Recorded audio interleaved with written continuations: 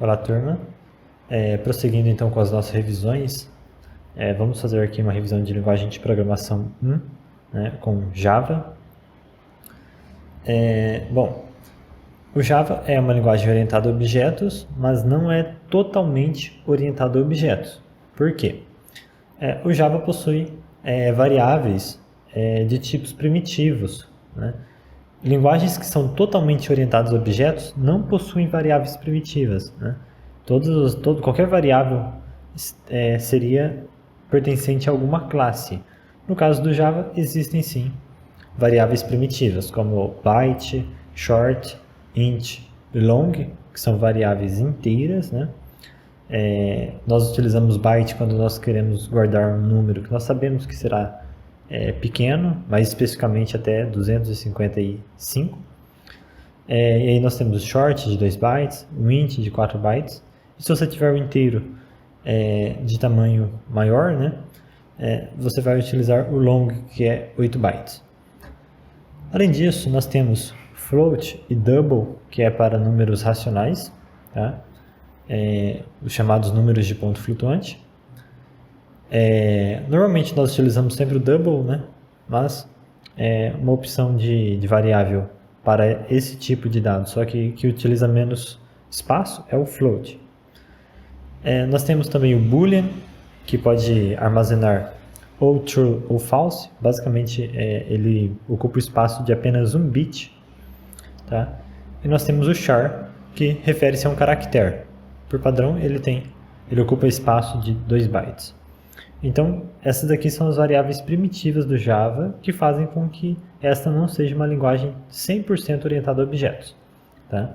Mas ainda assim, ele é referência em orientação a objetos e nós utilizamos aí o tempo todo os conceitos de orientação a objeto. Nós utilizamos muitas vezes string, scanner e outras classes aí, inclusive aquelas que nós criamos, tá?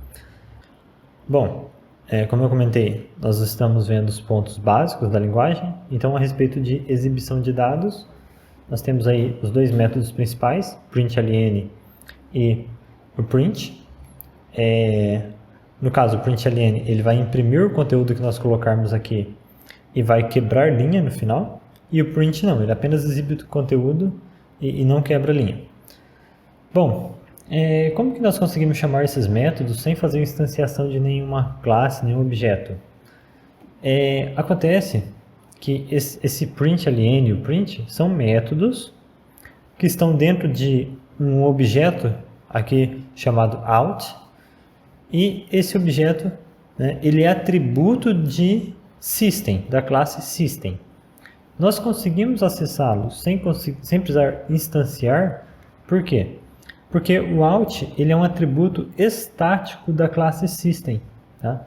Então, eu não sei se vocês chegaram a ver esse conceito de atributos e métodos estáticos, mas na dúvida, dê uma pesquisada, tá?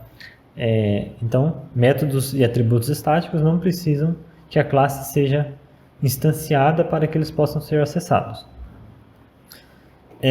Bom, então, um exemplo aqui que nós temos, né? String nome recebe Maria e entidade recebe 25, né? Então aqui nós temos uma variável primitiva, enquanto aqui nós temos uma variável não primitiva, que na verdade é um objeto da classe string. E como que nós fazemos a exibição desses dados? Nós temos aí duas formas, tá?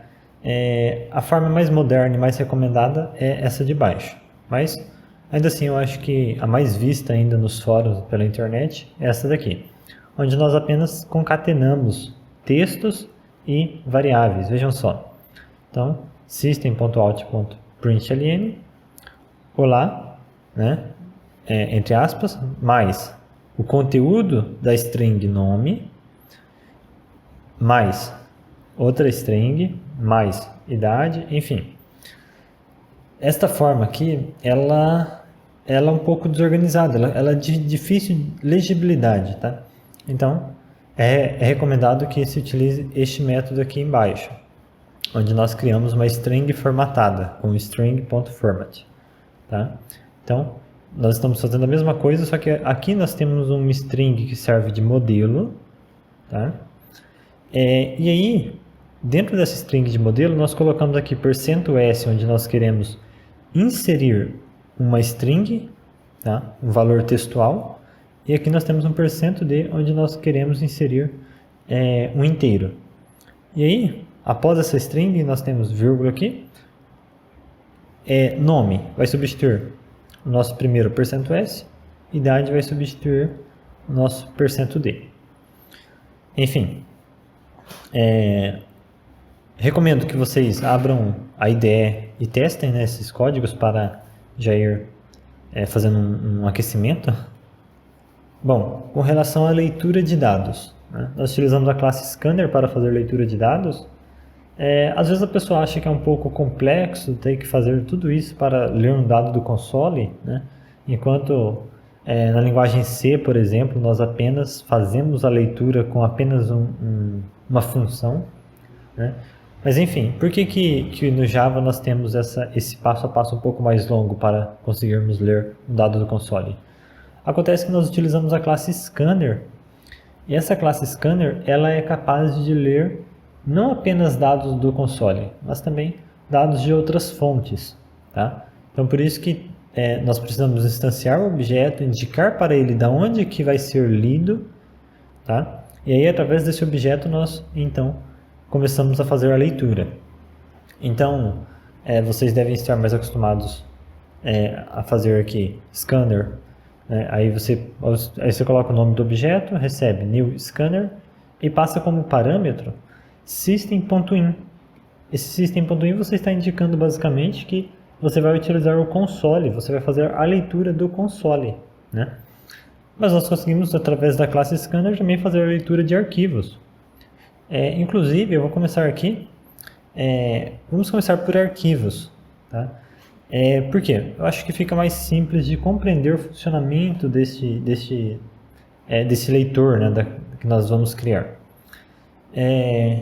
Então, eu vou aqui na minha área de trabalho criar um arquivo, vou chamar de file, e eu vou colocar algum conteúdo aqui. Vamos colocar linha 1, linha 2, linha 3, ok? Eu vou colocar, sei lá, eu deixei algumas linhas sobrando aqui no final. Bom, é extremamente importante que vocês entendam aqui que tudo que está aqui dentro desse editor são caracteres, inclusive a quebra de linha, né? A quebra de linha também é um caractere. Quando a gente pressiona Enter aqui e ele vai para a linha de baixo, nós estamos nada mais, nada menos do que colocando uma quebra de linha aqui. É como se nós estivéssemos colocando um /n aqui, ok? Então, é um caractere oculto, né? Nós não conseguimos visualizar, mas ele basicamente resulta na quebra de linha, certo? E essa quebra de linha, ela vai ser entendida pelo nosso scanner como o final da linha, tá? Então, vamos lá. Salvei. Vou abrir aqui a IDE. Eu estou aqui no projeto que eu havia criado na aula passada. Vamos criar aqui o nosso método main. Aqui no Eclipse você escreve main e dá um Ctrl espaço, que ele já sugere aqui completar o método, tá? E vamos criar então nosso leitor, né? Geralmente a gente chama de scanner mesmo aqui, enfim, tanto faz, vou chamar de scanner. New scanner, e aqui eu vou precisar passar um arquivo, um file, né? Vamos fazer a importação de scanner aqui. Vamos criar um file antes de instanciar o scanner. Então, file, new file, e eu preciso passar o caminho do meu arquivo. O meu arquivo está na área de trabalho, então eu vou digitar aqui o caminho para chegar à minha área de trabalho.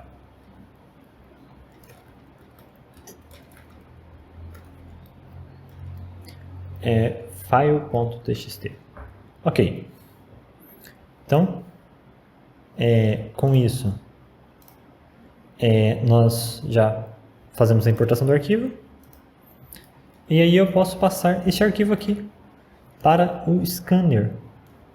E aí eu preciso informar a codificação de caracteres, né? No caso aqui, o TF8.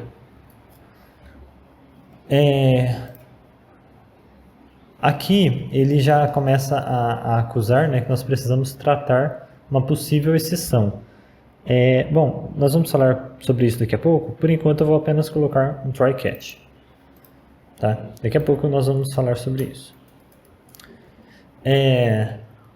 Então temos aqui o nosso scanner, que vai ter como fonte de dados, né, o nosso arquivo. Bom, o que nós vamos fazer após ter instanciado esse scanner? Nós temos aqui no scanner, deixa eu voltar para o slide. Nós temos aqui no scanner uma série de métodos que nós podemos utilizar para fazer a leitura, certo? Então, a gente utiliza com maior frequência o nextInt, nextLine, né? Mas nós temos aqui vários, né? Nós temos nextByte, nextInt, apenas next, nextLine, nextFloat. Então, observem que é bem padronizado, né? De acordo com o tipo de dado que nós vamos fazer a leitura, nós especificamos aqui, né, o nome do objeto ou da variável e scanner, no caso eu chamei aqui no slide de leitor, né? Leitor.next e o tipo de dado que você vai ler, se é inteiro, se é float, se é double, certo? Aqui vamos fazer leitura de linhas, tá? Scanner.nextLine. Eu vou colocar uma string aqui para receber o retorno desse scanner. Bom, vamos exibir no console.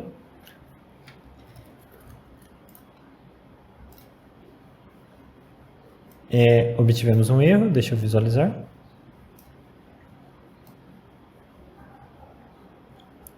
Bom, ele não conseguiu encontrar o caminho. Ah, sim, eu digitei errado aqui. Users. E vamos novamente. Bom, agora sim. Então, nós lemos aqui a nossa linha do arquivo, a linha 1. Bom, se eu quiser ler outra linha, eu poderia repetir esse procedimento, mas como que eu vou saber quantas vezes eu devo repetir esse procedimento, se eu não sei o número de linhas do meu arquivo? É aí que nós utilizamos, tá, o hasNextLine. Mas antes disso, né, antes de ir para isso, como que esse nextLine funciona, pessoal? Esse nextLine, ele é o seguinte, né? Imaginem que quando você abriu o arquivo, você fez a instanciação aqui do scanner, ele abriu o conteúdo do arquivo e o cursor da linguagem mesmo, tá? O cursor do nosso scanner, ele está posicionado aqui. Você não fez a leitura de nada até agora, então ele está posicionado neste ponto. Deixa eu ver se eu consigo aumentar a fonte. Aí, melhor. Bom, então, ele está posicionado aqui. Quando nós executamos o nextLine, ele vai começar a fazer a leitura desses dados. Existe uma sequência de caracteres que começa aqui e termina aqui. Então, ele começa a fazer a leitura procurando um /n, uma quebra de linha, né? Até que ele chega aqui e encontra então uma quebra de linha, tá? Entre 1 e L aqui existe uma quebra de linha, que é um caractere também, é um tipo de caractere. Quando ele encontra essa quebra de linha, ele para, tá? Isso para ele é a linha. Bom, se eu executar novamente, vamos supor que na sequência eu vou até colocar aqui.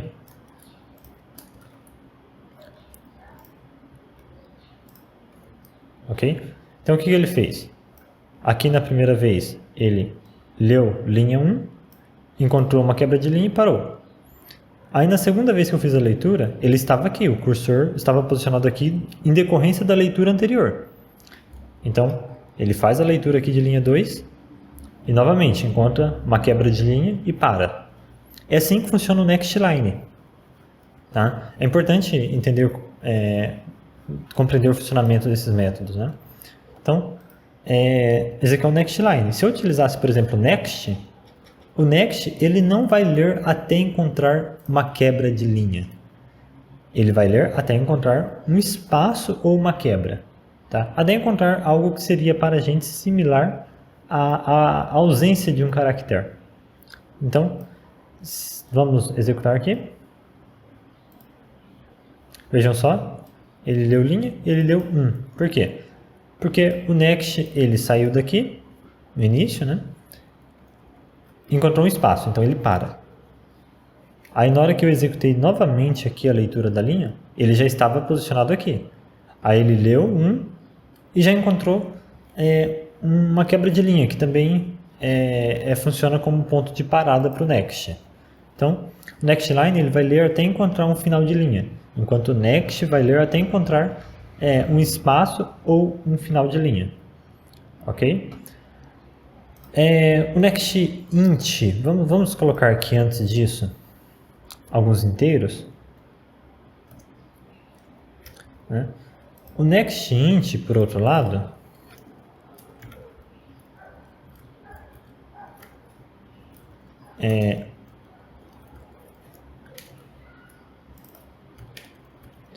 o NextInt, por outro lado, ele vai fazer a leitura do número. Deixa eu substituir aqui. Certo.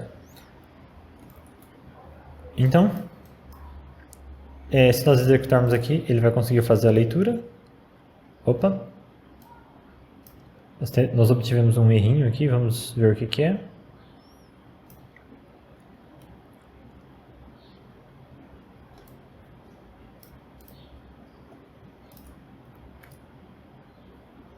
Ah, sim, eu não havia salvo o arquivo aqui, então ele não tinha encontrado esses números, né? Então, vou salvar e agora executar novamente. Agora sim, né? Ele encontrou os números e fez a leitura. Né? Eu só pedi para ele ler 2 números, então ele leu 1, aí encontra o espaço e para. Leu outro número, encontra o espaço e parou. Né? Enfim, mas vocês viram que quando eu não havia salvo o arquivo, né? Se eu deixar assim, ocorre um erro. Né? E como que nós vamos fazer para impedir essa situação? Né? Nem sempre nós conseguimos prever quando que vai haver uma string em vez de um número. Né? Bom, é aí que nós temos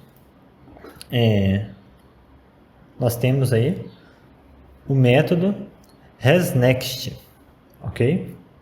Ele vai checar se existe no buffer, né, na sequência de caracteres que ele está lendo, um determinado dado. No caso aqui, né, hasNextInt, ele vai verificar se tem um int na sequência. Se eu utilizar um hasNextFloat, ele vai verificar se tem um float na sequência. Então, voltando aqui para a ideia, antes de fazer essa leitura, eu poderia fazer a checagem aqui, scanner hasNextInt.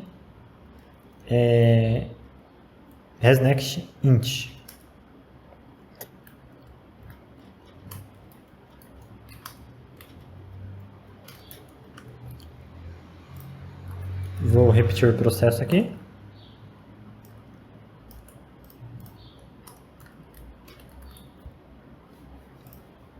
Ok, só que o meu número eu vou instanciar fora, eu vou criar fora do if. Certo? Agora, ele não encontra nenhum número, ele simplesmente não lê. Tá? Ele não vai lançar erro. Por quê?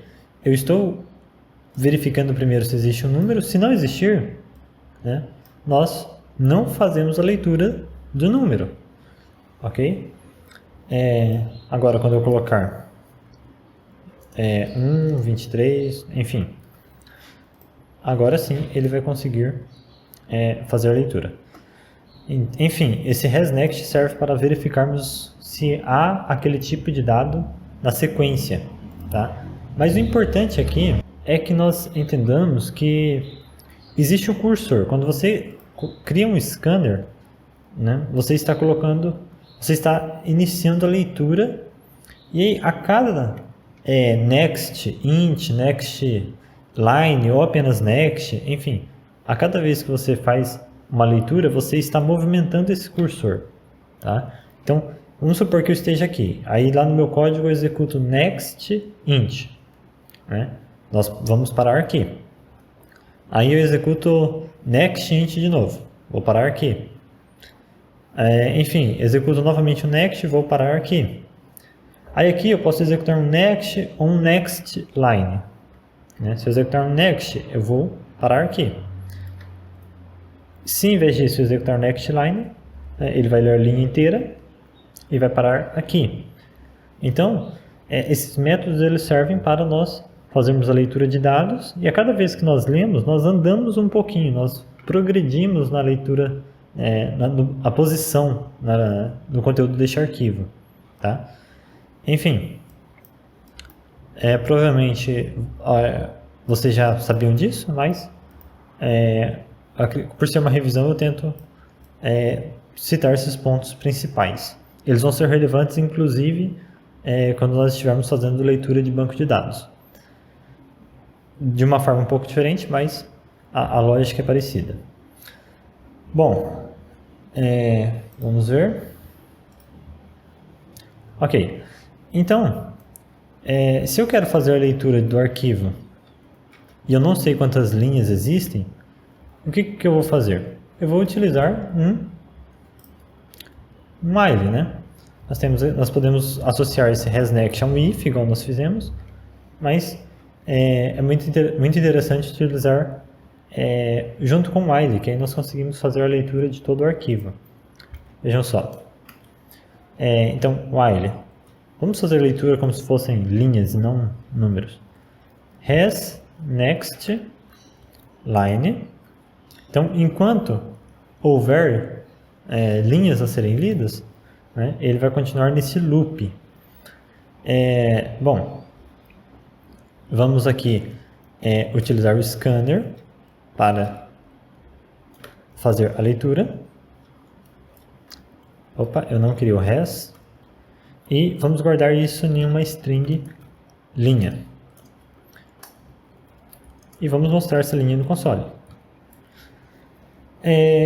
Apenas para fins de observação, eu vou colocar aqui um sleep, que é para ele parar por um tempo. Então, a cada execução desse loop, ele vai fazer uma pequena pausa. Tá? E eu quero que essa pausa seja de 2 segundos. Então, 2000 milissegundos. Novamente, eu tenho que adicionar aqui um tratamento, mas nós vamos chegar lá. Então, com isso, ele vai ler as linhas do arquivo até não haverem novas linhas, né? Em tradução direta, isso daqui significa tem a próxima linha, né? Existe a próxima linha.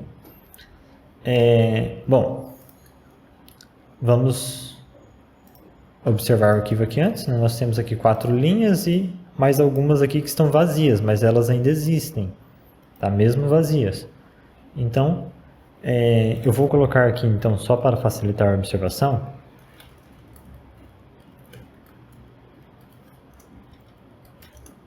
ok? E aí, mesmo em linhas vazias, nós vamos conseguir ver.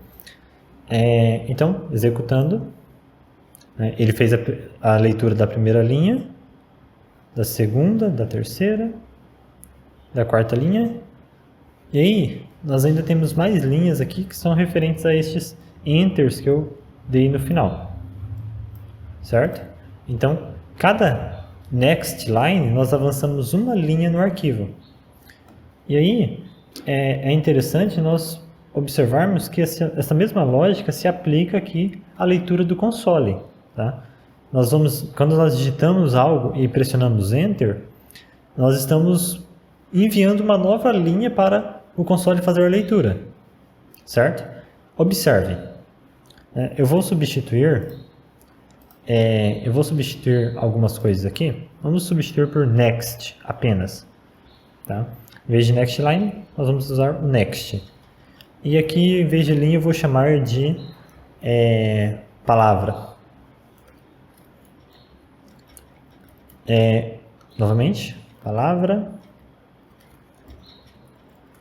e palavra. Nós vamos deixar essa pausa aqui para nós vermos a leitura acontecendo.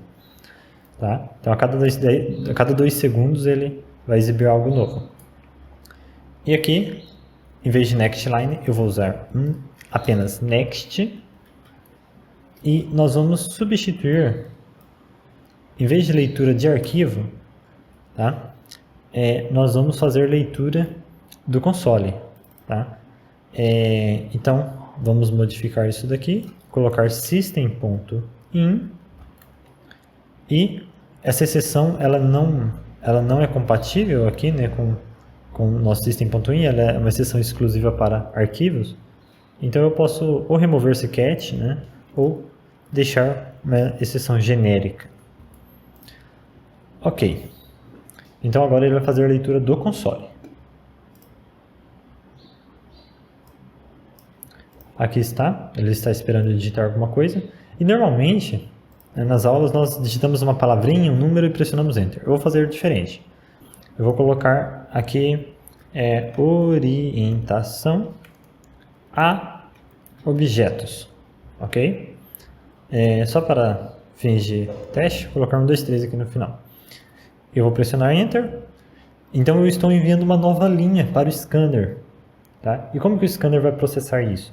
Vai depender do método que eu utilizei aqui. Né? No caso foi o next. Então vejam só. Orientação a objetos. 1, 2, 3. Observaram? Então, quando nós enviamos uma linha assim, ele vai fazer o next, a primeira vez que o next for executado, ele não vai ler a primeira palavra e descartar o resto. Não. Ele vai entender que nós continuamos inserindo dados. Tá? Então, isso daqui muitas vezes ocasiona alguns errinhos, né? Mas é por falta de conhecimento do funcionamento do scanner. Ok? Então, às vezes você tem alguns erros do tipo, você digita você manda ele ler um número e após esse número existe fica uma quebra de linha. E aí, como que acontece? Né? Você pode ter algum erro. Vamos fazer um teste aqui, né, com relação a essa situação que já pode ter acontecido com vocês. Vamos lá. Eu vou mandar ele ler um inteiro. Então, scanner next int. Vamos exibir esse inteiro. E agora vamos mandar ele ler uma linha. Ok? Então, scanner.next line. E aí, mesma coisa, linha. Mas antes de fazermos a leitura, né, é interessante digite um número.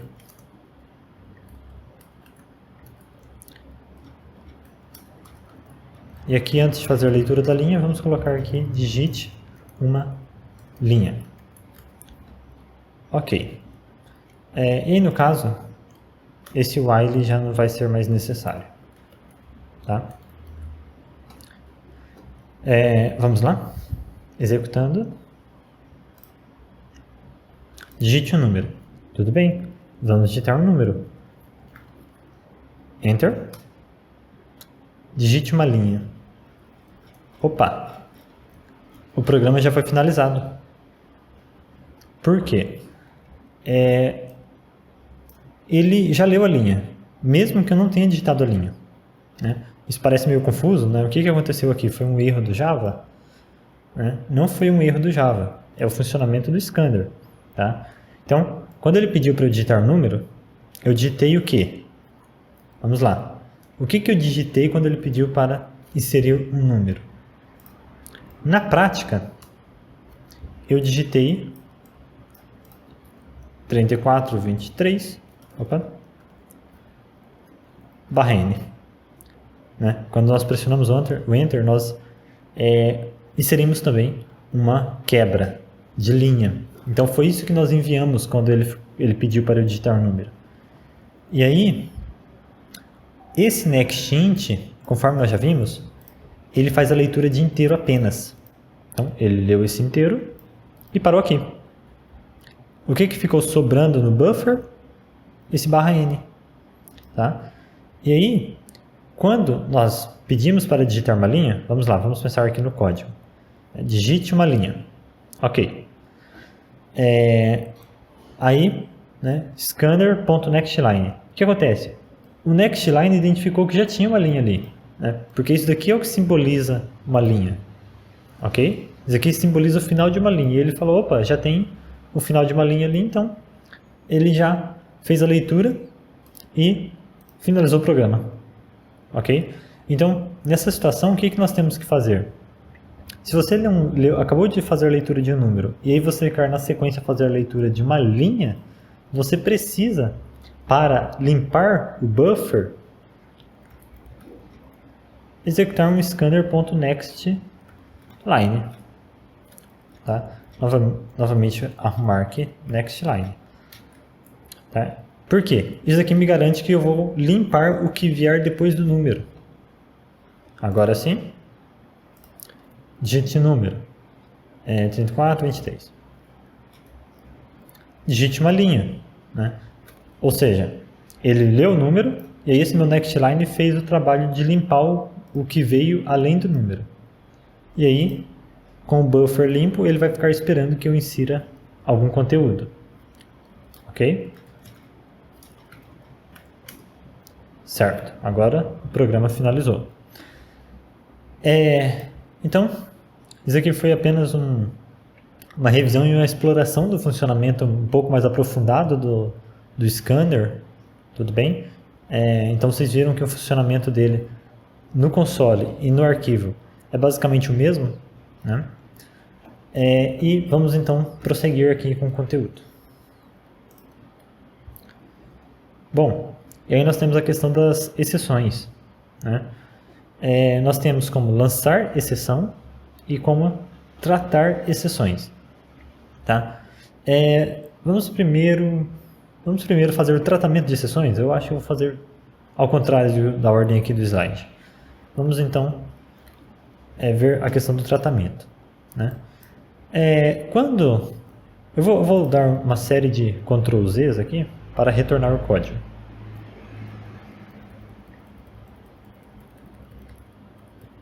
Ok. Bom, quando nós criamos o arquivo e fomos então fazer a leitura deste arquivo, né? Vejam só, ele começou a acusar erro. Por quê? Acontece que quando nós vamos fazer a leitura de arquivo, existe uma exceção que pode ser lançada, né? Como existe uma potencial exceção, né? Um erro em potencial aqui, qual que é o erro? O arquivo não existir, porque eu posso digitar qualquer coisa aqui, quem me garante que esse arquivo vai existir? Então, como existe um erro em potencial, eu sou obrigado a fazer algum tratamento, tá? Vamos até remover isso daqui também. Então, eu sou obrigado a fazer algum tratamento com relação a isso, né? Onde está sendo lançado esse erro? Aqui dentro do scanner, ok? Eu vou abrir aqui o nosso scanner. Vejam só, se eu pressionar Ctrl e mirar aqui na classe, eu consigo abrir o conteúdo dela, tá? Visualizar o conteúdo dessa classe. Então, explorando aqui o código do scanner, tá? Nós temos aqui o scanner e, vejam só, ele aqui já está específico que ele pode lançar uma exceção do tipo File Not Found Exception, tá? Arquivo não encontrado, tá? Onde é que essa exceção vai estar sendo lançada? Aqui só é a especificação de que ela pode ser lançada a partir daqui. Mas de onde que ela está vindo? Vamos aqui nesse método. Vamos abrir aqui novamente esse método. Ok, novamente.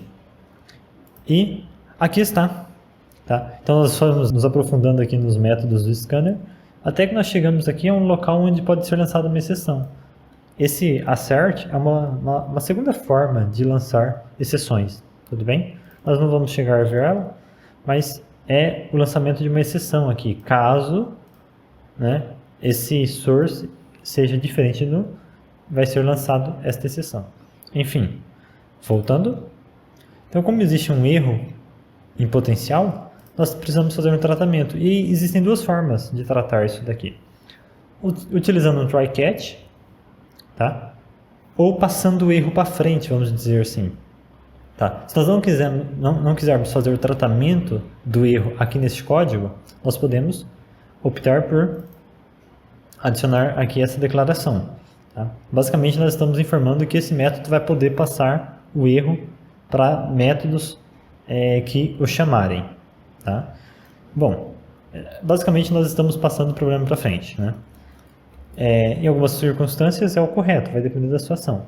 Mas aqui, nós também temos a opção de fazer o tratamento aqui mesmo, através de um try-catch. Tá? Então, o que o try-catch vai fazer? O try-catch ele vai tentar executar esse código e se ocorrer erro na execução do código, ele vai redirecionar para o catch. Então, nós tentamos executar isso daqui, se der erro, nós podemos fazer algum tratamento aqui, por exemplo, especificar uma mensagem para o usuário, basicamente informar o erro para o usuário de uma forma legível, né? Então, através de um SOLT. Ou nós podemos executar, de repente, uma outra função, né? A leitura do arquivo não deu certo, então vamos ler a partir do console, enfim. Aqui é onde nós podemos fazer o tratamento caso ocorra algum erro aqui. Tudo bem? Bom, vou colocar esse código aqui dentro. Tá? Aqui nós temos um outro potencial erro a acontecer. Né? Esse thread.sleep também pode lançar uma exceção. Nós podemos fazer o tratamento com try-catch também, ou nós podemos passar o erro para frente. Enfim. Mas, bom, vocês podem se perguntar por que este erro não está sendo tratado por esse catch, né? Porque qualquer erro que acontecer aqui dentro, o fluxo vai para o catch. Então, ele já está dentro de um try. Por que mesmo assim a ideia está solicitando que eu faça o tratamento? Porque esse catch, ele está fazendo tratamento apenas de erros desse tipo aqui. Tá? File not found exception. Apenas. Tá? E aí, esse sleep ele pode lançar um erro. Vejam só, eu não consigo aumentar a fonte aqui para isso. Tá? Mas ele pode lançar um erro do tipo interrupted exception. E aí, nós não estamos tratando isso. Então, para tratar isso no mesmo try-catch, eu poderia colocar aqui interrupted exception. Pronto, e aí eu faço o tratamento aqui dentro. Tá? Bom, existem formas diferentes de tratar o erro, né? Vamos aqui utilizar apenas a exibição mesmo. Arquivo não encontrado.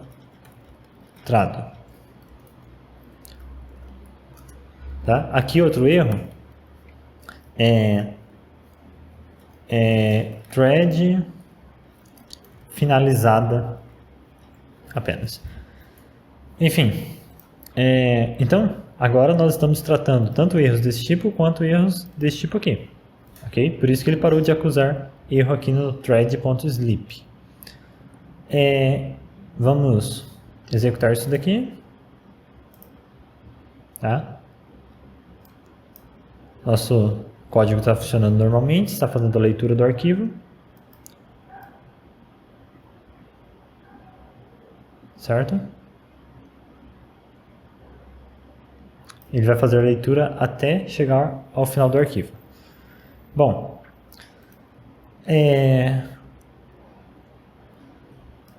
vamos inserir um erro aqui.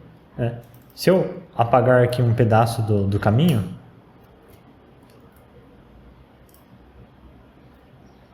pá, arquivo não encontrado. Então, ele foi tentar executar o que estava aqui dentro do try, aí aqui mesmo ele já, né, ocorreu uma exceção. Essa exceção era do tipo file not found exception, então ele mandou para esse catch aqui. Tudo bem?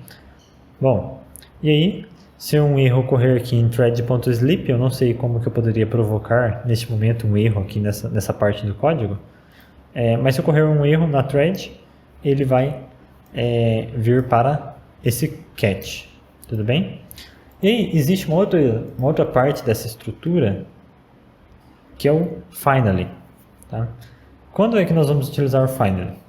Quando nós tivermos alguma coisa que nós precisamos fazer, tanto se todo o código do try for executado com sucesso, quanto se ocorrer algum erro e ele cair no catch. Tá?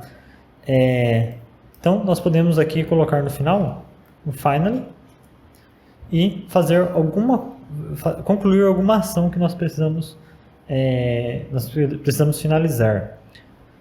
Não tem um exemplo agora, né, que nós poderíamos utilizar neste instante, mas com banco de dados, por exemplo, nós vamos abrir a conexão com o banco de dados em uma determinada parte do código, mais para frente nós vamos estudar isso. Nós vamos tentar fazer a leitura desse banco, e aí, se ocorrer algum erro, nós vamos querer que, apesar do erro, nós vamos querer finalizar a conexão com o banco, para essa conexão não ficar aberta. Tá? E o mesmo nós vamos querer fazer se o código for executado com sucesso. Então, em ambas as situações, tanto a comunicação com o banco sendo bem sucedida, quanto ocorrendo erro, nós vamos querer finalizar a conexão.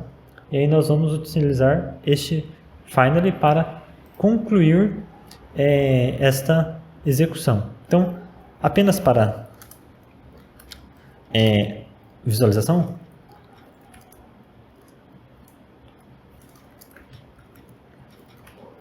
finalização da execução, e aí vamos executar primeiramente com erro, tá? Vejam só, arquivo não encontrado, mesmo ocorrendo erro, ele executou nosso finally. Agora, se a gente pegar e não provocar erro, vamos mudar esse sleep aqui para 1 segundo só. Ele vai fazer toda a leitura e mesmo assim no final ele vai executar esse finally. Então, nós vamos colocar nesse finally aquilo que precisa ser executado independente do que acontecer no try catch. Vejamos. Bom, por hoje, nesta aula, né, era isso que eu queria apresentar para vocês. É mais uma revisão e talvez um aprofundamento do que vocês já estudaram, já viram. Ok? Então, até a próxima aula. Na próxima aula nós vamos fazer uma revisão de orientação a objetos. Então, até mais.